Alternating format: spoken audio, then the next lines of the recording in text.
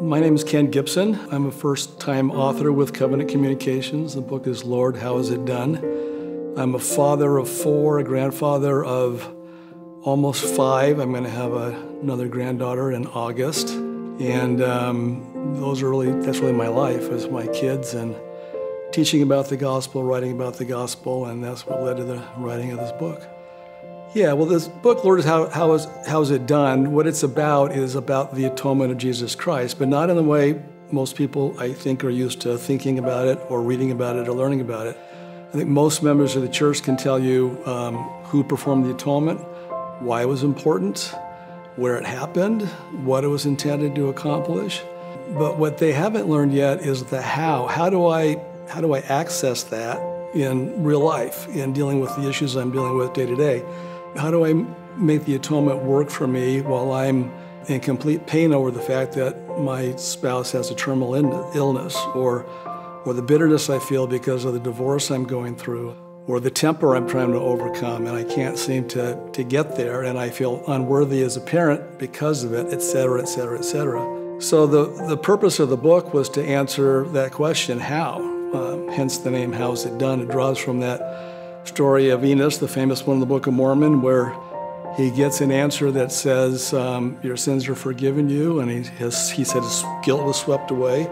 He poses the question, Lord, how is it done? So this book does that. It uses that story as a launching pad to answer that question. How is it done? How do you have that experience with the atonement? My primary aim in writing the book really kind of had 3 sources or origins, if you will. Number 1, I've had times in my life where I've had to have an atonement experience. It started there, really, my recognizing that you don't really understand the atonement till you have an experience with it. The second thing was, when I served as a bishop, I observed an interesting phenomenon. There were people that came to see me about spiritual or emotional issues they were dealing with in their life, and the remedy was available.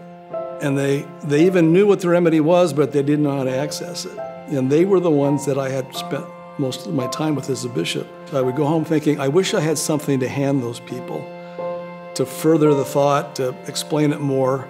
So this book really is that thing I wish I could have handed those people.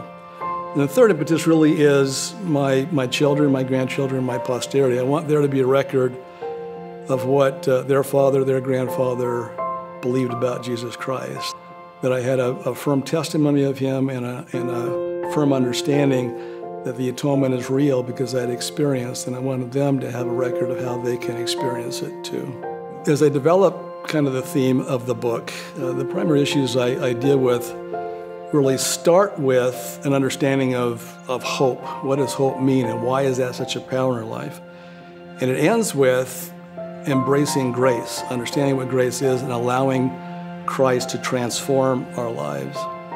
So in between there, it's really a journey from how you gain a desire to believe that all these things that I've been talking about are true, to actually learning what are the steps I can take to have an atonement experience, to have atoning grace become the empowering, enabling thing in my life that it's intended to become. And when things don't turn out the way we expected, we're paralyzed.